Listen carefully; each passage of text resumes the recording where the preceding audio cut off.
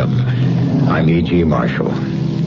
Of all the tales I tell, the ones that crawl most across the skin and creep along the spine are those that bring the wronged out of the grave to seek redress from the living. And of all of those, this one, to me, is one of the very most haunting and chilling.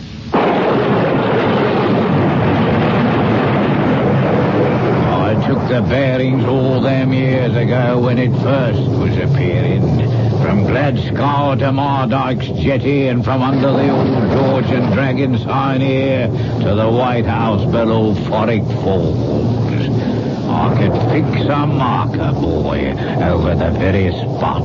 Maybe it was a marker buoy you saw, Captain Jack. It was no marker, it was a woman. And I say it's Libby Filtrum, back to collect her due for her.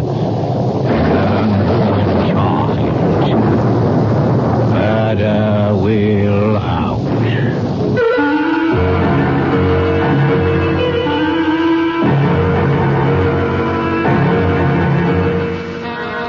Our mystery drama, The Smile of Death, was written especially for the Mystery Theater by Ian Martin and stars Russell Horton.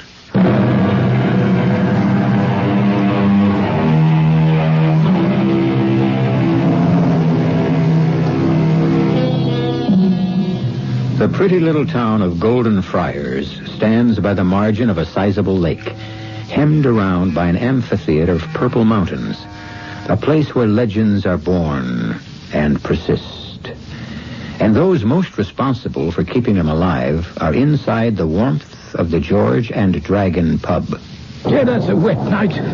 Seems like both natural and unnatural things are having a bit to say about Sir Bale's return from Mardyke's Hall, Dr. Torby. What with the thunderstorm coming on the hills of your mentioning that the baronet was coming home, and her being seen again. Her? The woman in the lake. Oh, Libby Feltram? Elizabeth Feltram that was. Before Sir Bale deserted her and her children to marry the Baroness with all the money. A ghost. He murdered 15 years ago. Oh, come now, Jack murdered the girl, disappeared, that's all. Carrying one child and abandoning the other. She was holding out a baby in her arms when we came near her. Before she disappeared. The ghost woman. But, was she Libby Feltram?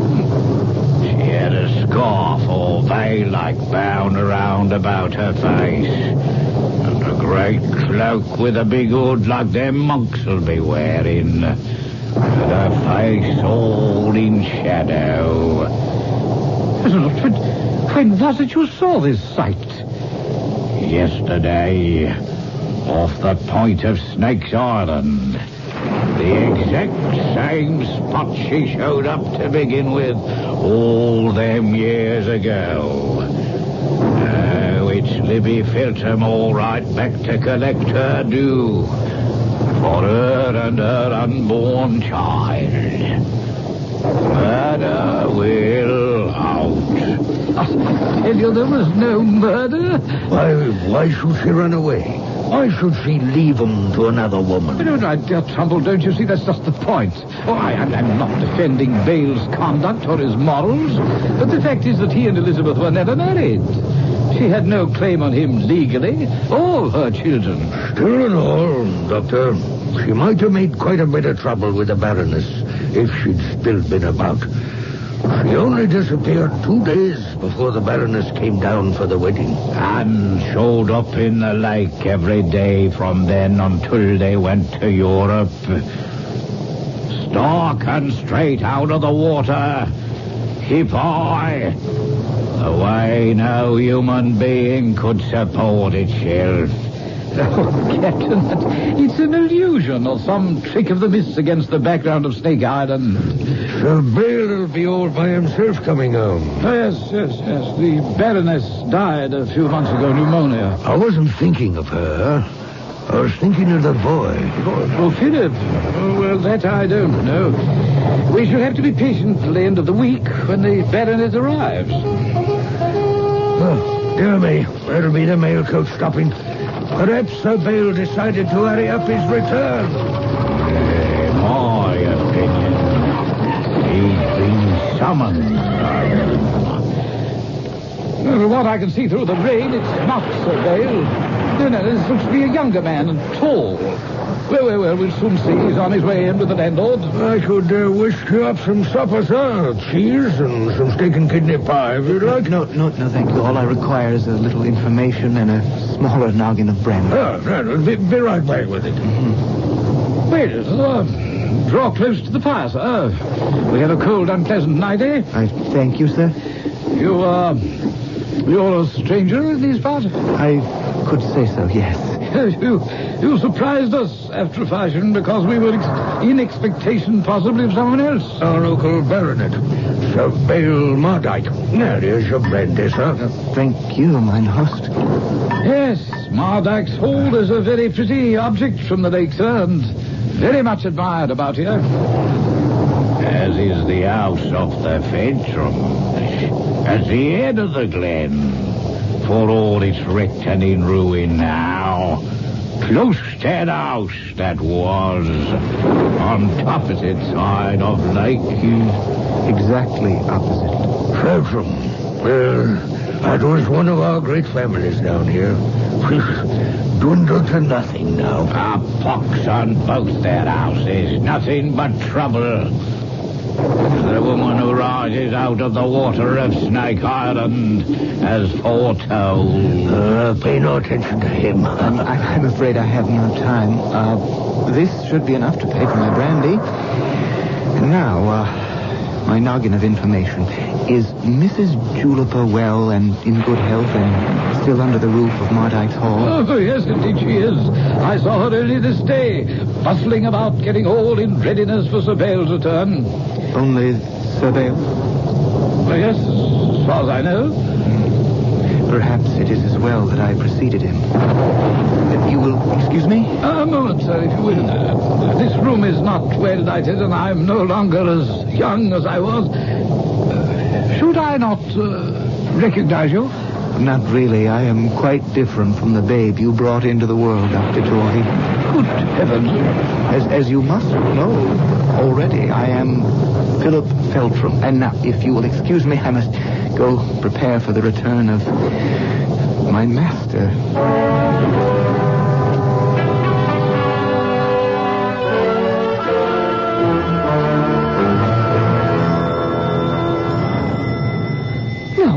Who can that be?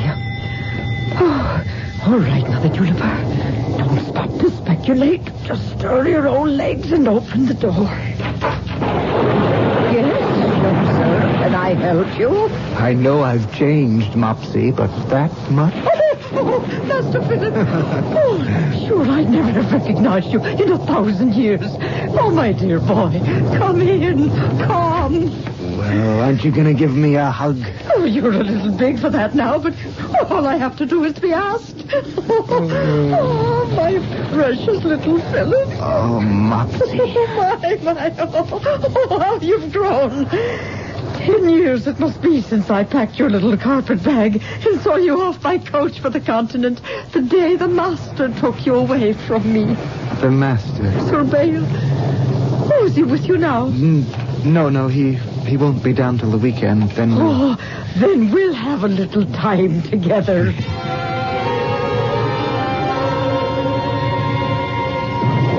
So nothing's changed, is it? In all these years? If you mean Sir Bale, I'm afraid not. And the Baroness is dead?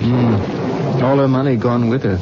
It'll be a hard row to eke out all our livings here at Mardyke's Hall. He'd never be back here if he weren't desperate. I said nothing was changed. But it isn't true. You are, Philip. Oh, my little Philip. Where is all the joy you had of life? The laughter you found in everything? Where is Papa, Juniper? Oh, John. He died 2 years ago. Oh. A quiet, happy death. Don't you miss him? Oh, every moment of every day. But we had 40 years together. A lot of memories for an old lady to live out life on. I still have the same joy for life. The love I tried to give you when I brought you up. When we did, John and me. Before your father took you away from us to Germany. Didn't you find any happiness there, Philip, boy? Judge for yourself. I was not welcomed by my mother-in-law. Perhaps I rested too hard on my father's conscience. No happiness, Mopsy.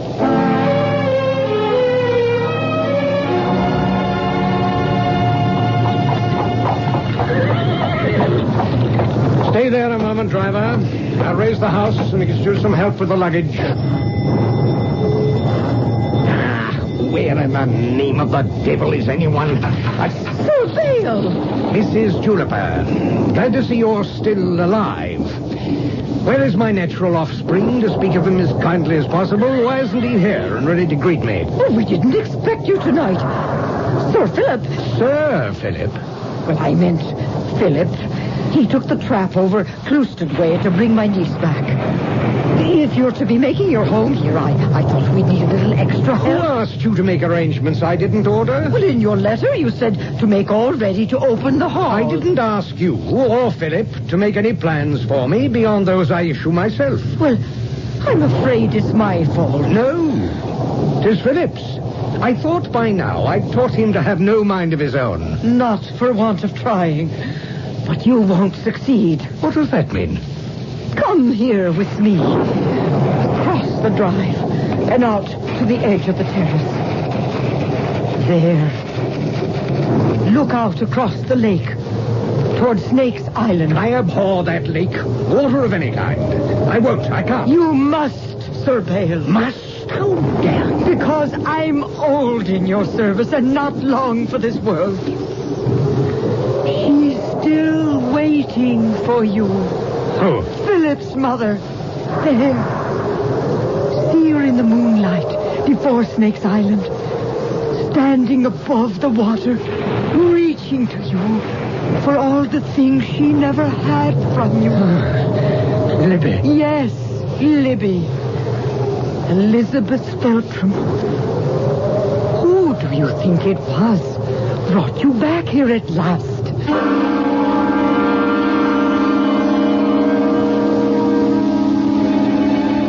What is that luminous shape that drifts in the eddying mist, reflecting the soft, deceiving light of the moon? Is it the apparition that gossip believes rises from the lake, crying out for justice? Or is it some trick of refracted light, like the Loch Ness Monster could be, or the spinning disk of a UFO? I'll return shortly with Act 2.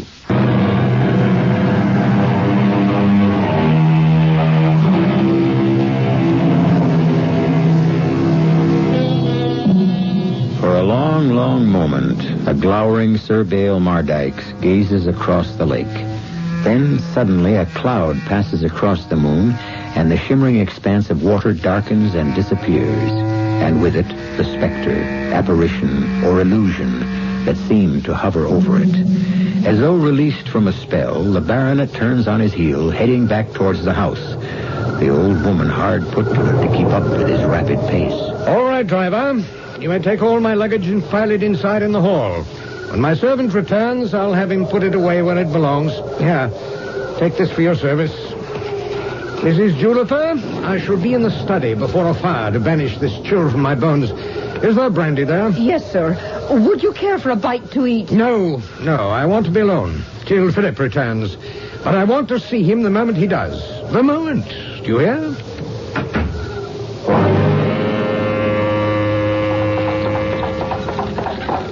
It's coming on to twilight, Mr. Feltram. Maybe we'd better hurry. Not for me. I'm in no hurry to face my employer if he's arrived yet. Now, that's a strange thing to say. Your employer? Isn't that what he is? Well, Well, I don't mean to say anything out of turn, but Mrs. Juliper's my aunt, and I know she brought you up from the time you were 4 till you were 12. Yes. Mopsy's the only real parent I ever had. I'm a bit confused. I mean, I know your own mother disappeared but you've been with your own father since you were 12 in Europe. My father, yes. In a manner of speaking, it isn't quite the same when you've been born, as the phrase goes, on the wrong side of the blanket. Well, I realize a stepmother isn't quite the same as a real one. Oh, I had few quarrels with my stepmother. She was a cold, remote, unhappy woman. But the man from whose seed I came is something else again. I wish you weren't so bitter. I'm not bitter, Jenny. Just beaten, cowed, and whipped, and as much a slave as if I were clothed in irons. Mr. Philip. Please. Just Philip. All right, then, Philip, if you wish. But you mustn't give up on life. Not at our age. There's too much of it left to live. Where anything's possible. Yes, you haven't met Sir Bale yet. And, maybe I had better make a little better time. Whoop, Bessie. Whoop, oh.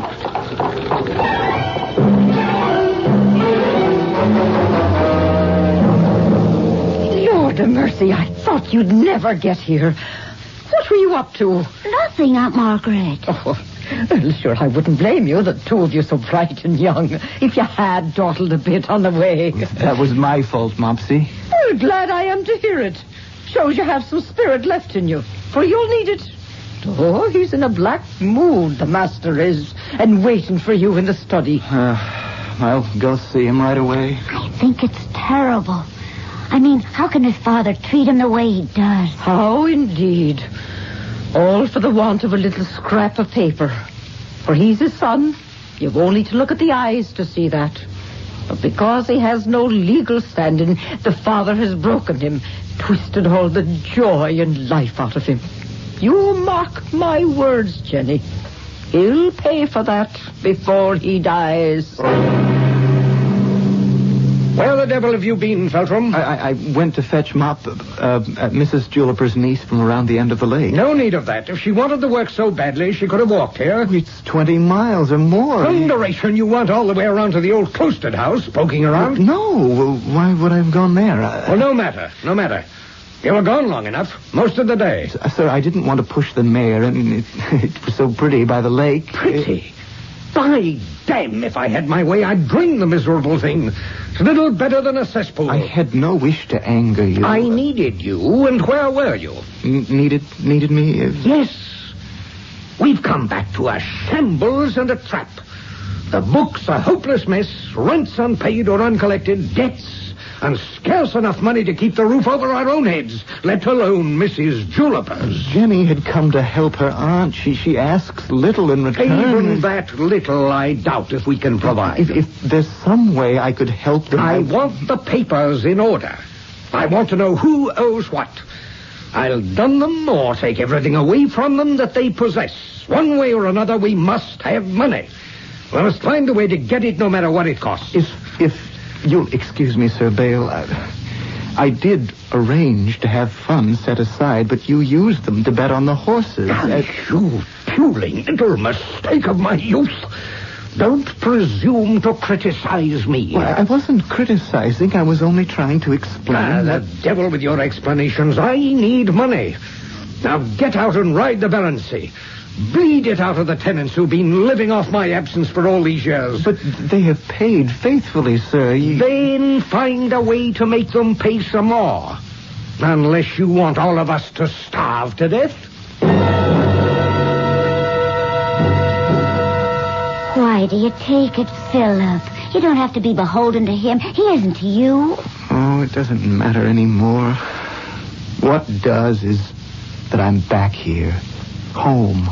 You think of this as home? Well, not the house, the surroundings, what lies outside and calls me all the time, telling me my strength and hope is there. Oh, I think you should get away from here, Philip.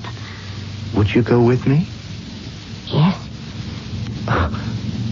Jenny, Where would I go? Where could I take you? It wouldn't matter. No, there's got to be a better answer than that. I must have something to offer you. Didn't you say less than 3 days ago that you wished you had £100? A wish, yes. Which you translated into reality. Beg pardon? No, don't play with me. I had here in my desk a £100 note. Now, where's it gone? You think I took it? Where else could it go? And why would I take it? To fly forever from your bondage?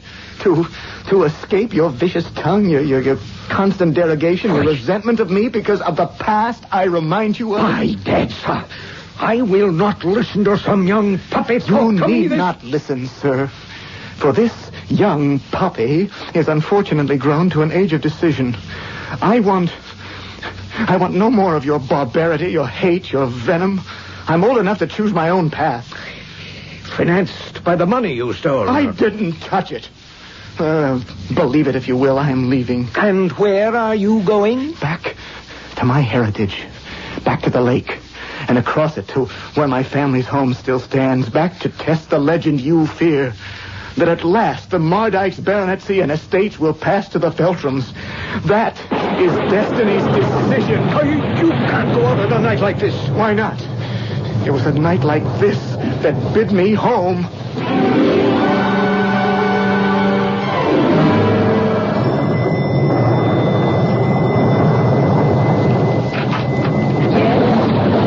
What is it? It be Captain Jack, Mrs. Juniper. And a sad occasion. What is it? What the devil are we being roused from bed for? A corpse, Sir Bale. Drowned it under circumstances all the years on the water cannot credit. And brought home to you. Who is it? Your son, Philip Petram. Give me leave to have my men bring his body in.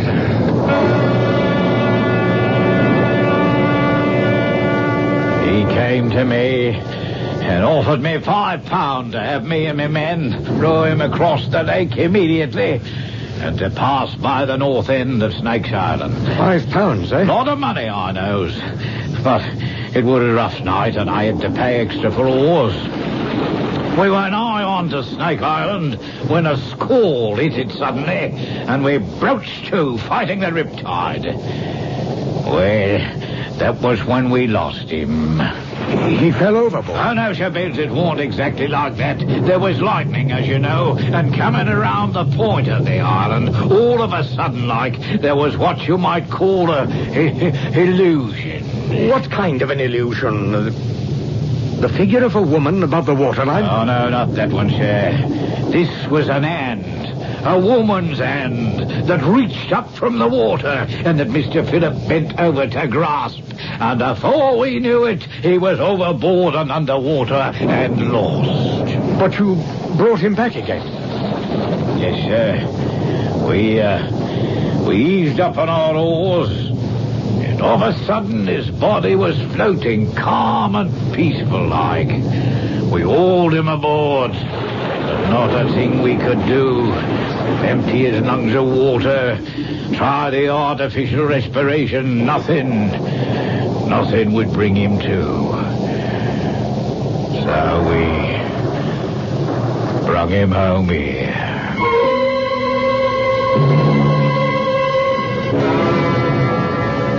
There's no question at all, Sir Bale. You did everything you could and more. And I'm sure Captain Jack and his men did.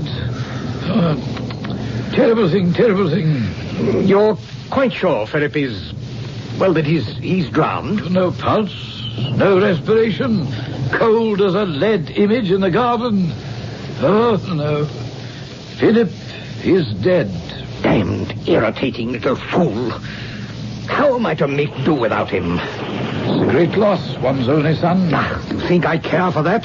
He was a weakling and a burden. But I had uses for him as a servant.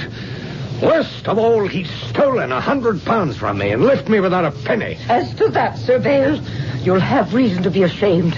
Here's your £100 note. What? I found it among some papers in the waste paper basket that you asked me to empty. So you drove him from the house for nothing, to his death. Well, how was I to know? By gad, Dr. Torby, can't something be done about that corpse? He's grinning at me as if he'd pulled off some trick or something. Rhesus sardonicus. The smile of death, Sir Bale. Rigor mortis is setting in.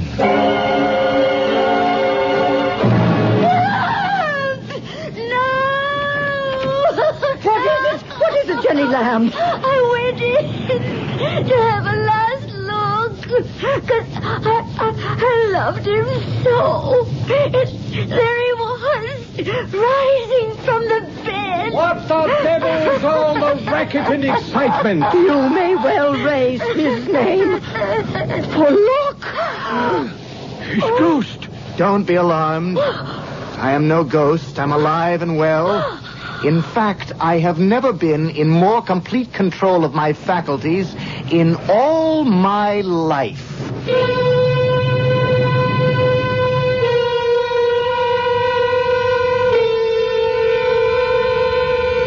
Who and what is he, this Philip Feltram who was drowned and pronounced dead medically? Man or ghost? And almost as amazing and inexplicable is the change in his character, the ring of authority and strength in his tone that all three who face him at that midnight hour react to. I'll return shortly with Act 3.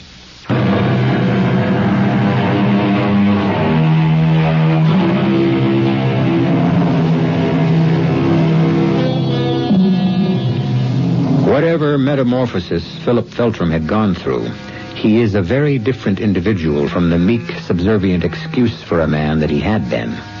Sir Bale, unable to adjust to their new relationship, was hesitant and defeated.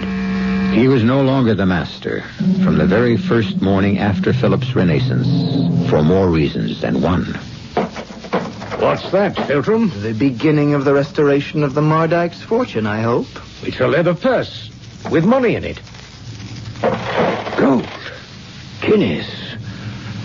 A small fortune. No need to count them. There are 300. A drop in the bucket, but a beginning. What do you mean, a beginning? Properly used, they can multiply. How? B-swing, falcon, and lightning. What? The names mean nothing to you? No, Oh, stop a bit. They're horses.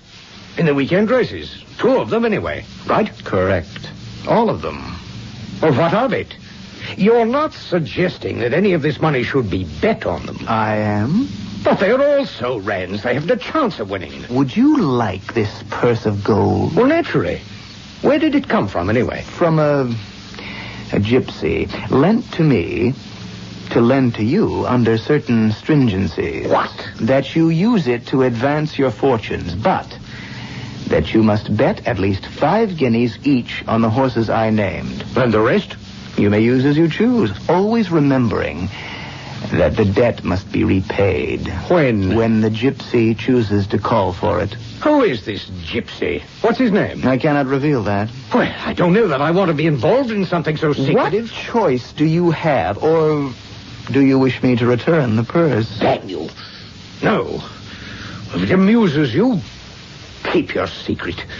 I shall go to the Heckleston racecourse and live up to the letter of the bargain. But let me reassure you and your mysterious gypsy, Sir Bale Mardykes is still his own man.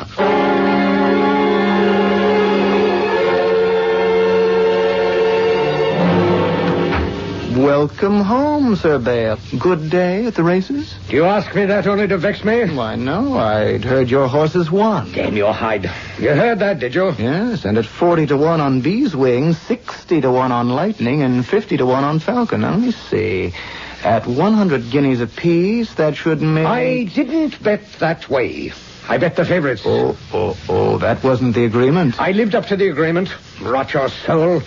I put 5 guineas apiece on the horses and came away from that with a take of 775 guineas. But you might have made some 15,050 pounds if you'd followed the handicapping.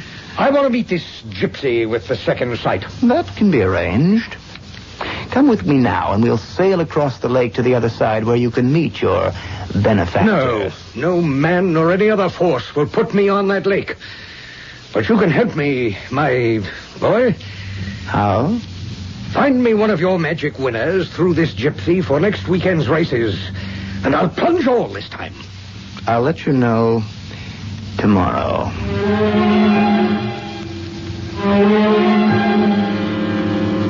I have your answer, Sir Bale. Yes? I took your money to my principal, who was angry and displeased that you did not come yourself. However, I have a name for you to put your remaining winnings on. Another bonanza at long odds. The winner at Langton Lee will be Silver Bell. May you be banished to eternal hell. I believe this is all a scheme of yours to ruin me, Feltram. Why? What happened? I was fool enough to take the other money I'd won, mortgage what I could of the estate, and put it all together to win a paltry 7,000 with 20,000 bet. How could you risk everything on a mere word from me? Silver Bell was the favorite. There was no chance for him to lose, except ill luck at the far turn that set his hoof in a pothole and tore his fetlock. I'm ruined. All this is gone. Estate, house, everything I own. You could recover it if you so desired.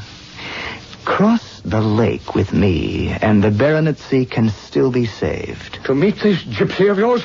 Yes. What chance have I left? Very well. Let's go.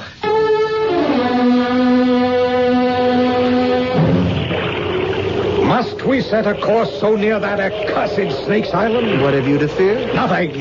Well, don't tell me you expect to see the famous specter rise from the sea. I tell you nothing. Get us ashore to meet this mysterious gypsy who holds my life in his hands. A new experience for you. You seem to be enjoying this. Part payment for all you've put me through, perhaps. Where are you taking me, Philip? Philip. Doesn't that name sound strange on your lips after all these years?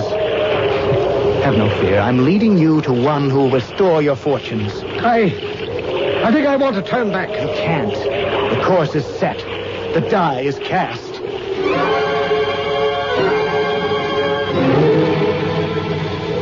This old oak is as far as I go. You're not going to lead me? The path is marked. Between the ash trees to the cliffside. From there to the mulberry bush that marks the entrance to the cave. And there? Your future and your past.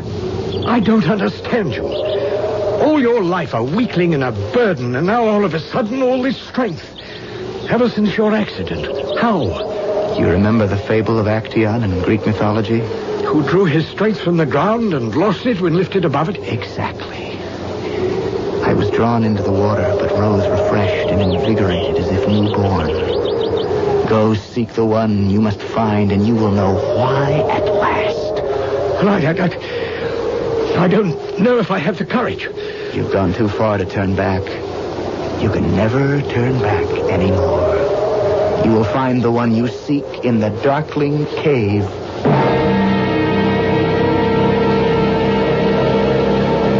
Hello? Hello? So, you came back to me, babe. Can it be you, Lippy? Does my appearance shock you? The eroded flesh, barnacles that cling in my hair, the whitening bones. Oh, Lord. What can I say? Nothing. That isn't why I bade you here. There's no excuse for me, I know, but who is I? I was young. I was foolish and desperate. The Baroness meant money and a future and escape. Escape from me and the two children you tore from my body. I took care of Philip. Oh, yes, after your fashion. The one that was never born was less than murder. I was desperate then. How desperate are you now? Well, that is, it's another situation. But you are desperate. You stand on the brink of ruin. Yes. Then, will you strike a bargain with me? Who do you think sent you the purse with the 300 guineas? Or told you the horse that would win? You steered me wrong on the most important one. Of course. Because I had to teach you a lesson and bring you here at last, so we could make a bargain with life. Oh, this is madness. You are long dead and gone. What are we discussing? Your future and Philip's and mine.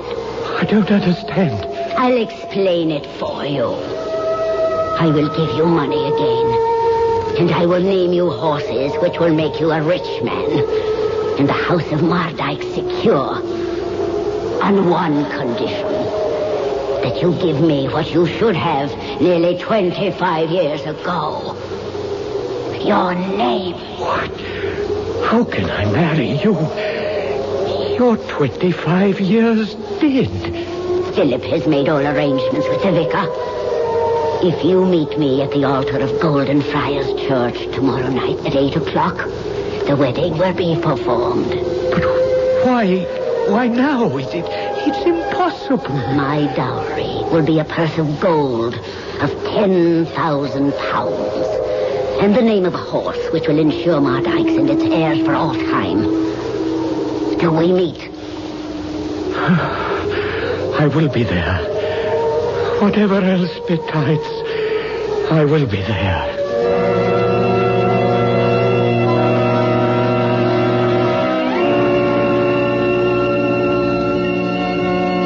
Dearly beloved, we are met here in the sight of God to join this man and this woman in holy matrimony. Oh, Captain Drake, the woman from the lake, Mr. Trumbull. What are you talking about, man? That's only an apparition. A ghost. A dead woman. So was Philip, her son. But he rose from the watery grave. Don't talk of such things in the church. It's Libby Felton, all right. Come back. But she's alive. She spent last night at my inn. Why, you saw her face? No. She was veiled, just as she is now at the altar. Do you, Elizabeth Stanford Feltram, take this man, Sir Bale Mardyke, to be your lawful wedded husband? I do. And do you, Sir Bale Mardyke, take this woman, Elizabeth, to be your lawful wedded wife? I do. Then, by the virtue of the power vested in me as a vicar of God, I do now pronounce you man and wife.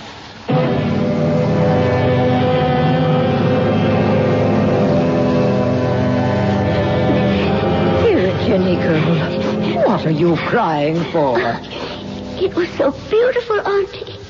Her coming back after all these years and finally taking her rightful place as Lady Mardyke. I wish my mind rested as easy as yours. And Philip, his rightful name at last, and the stain taken away. Philip Mardyke's. Oh, where will the bride and groom sleep this night? Marliam. Nothing would do, but Sir Bale must off to the races his wedding night. Oh, no good to a marriage which starts with gambling. Oh, it was doomed anyway, out of the past. You mark my words, Jenny. There is worse to come. Don't pop your eyes at me, my girl. I'm alone, as you can see. But the Lady Lady Mardyke's will not be coming here. Get Philip and have him bring the rest of these heavy bags to my room.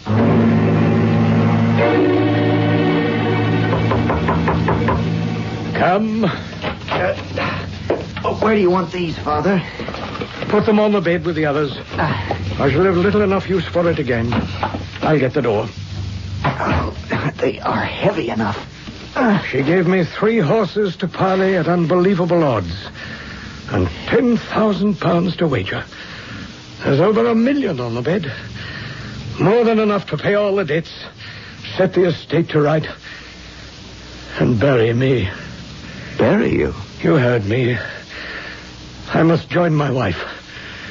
But her home must be mine. This one will be yours. You realize that? I'm sorry, Father. So am I. For many things. Marry your little Jenny, so there will be a Lady Mardyke's to light up this gloomy old place and banish the shadows forever. Leave me alone now. As soon as it's dark, I shall go to her. I shall never return.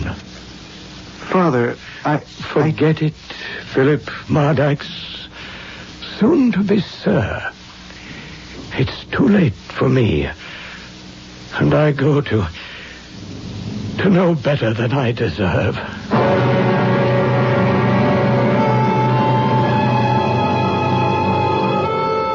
It was 3 days before they found Sir Bale Mardyke's floating face downward just off the point of Snake's Island. And when they brought him to shore, the exposure to the air set the corpse's face in that haunting grin of death, the rhesus sardonicus. Even the undertaker, with all his art, was unable to wipe it away. I'll be back shortly. John Williams and the Boston Pops Orchestra proudly present Music of America. Music of America, the ultimate star-spangled double album collection. 20 tunes that made America great. Over 70 minutes of your favorite American melodies, performed by our greatest conductor. And you can get John Williams, the Boston Pops, and 20 classic American songs on 2 records or 1 extra long play cassette for just $14.95 plus shipping. Only $15.95 plus shipping for the compact disc. Only through this exclusive radio offer from Teledisc. To order Music of America for yourself or as a gift for a loved one, simply call 1-800-292-3800. That's 1-800-292-3800.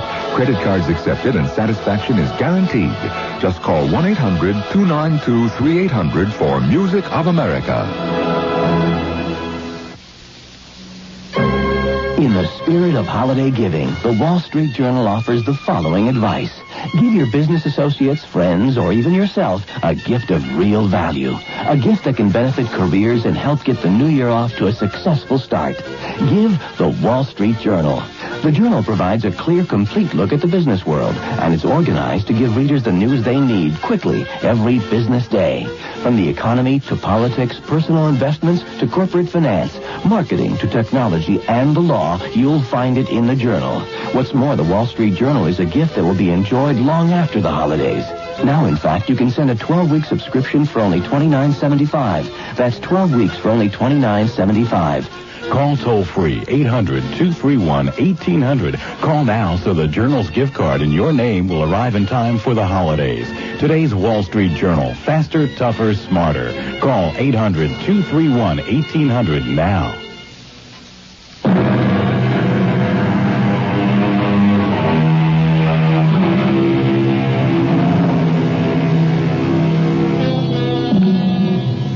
Sir Bale Mardyke rests now in the family crypt, but not alone. For the night following the discovery of his body in the lake, Captain Jack brought up the body of a woman in the same spot. A scarf was wound about her face, but when Philip gently unwound it, there was the face of his mother, Libby, lovely and youthful as it was 15 years ago. She lies in the vault, too, beside the man who at last gave her and her son what he had denied them so long, his name. Our cast included Russell Horton, Court Benson, Ian Martin, Joan Shea, and Evie Juster. The entire production was under the direction of Hyman Brown. I can't give my child everything, and that really hurts. But he knows I love him, and I'm doing everything I can, like making sure he's healthy. I got this booklet at my food stamp office with all kinds of nutrition tips, like what I should do about snacking and ways I can cut down on too much sugar, fat, and salt. The booklet really helps choose foods for good health and nutrition. That's real important. In the food stamp program, we know the job of mom isn't easy. but we're here to help. Our free nutrition booklet will help you choose the foods that are best for your kids. We've even included some simple recipes for good, healthy eating. For a free copy, stop by your local food stamp office today. For the love of your kids. I wish I could give my son more, but we're going to be just fine. A public service message from the U.S. Department of Agriculture and the Ad Council. This is E.G. Marshall inviting you to return to our Mystery Theater for another adventure in the macabre. Until next time. You've been listening to the OTR Gold Network. Find more classic radio at otrgold.com.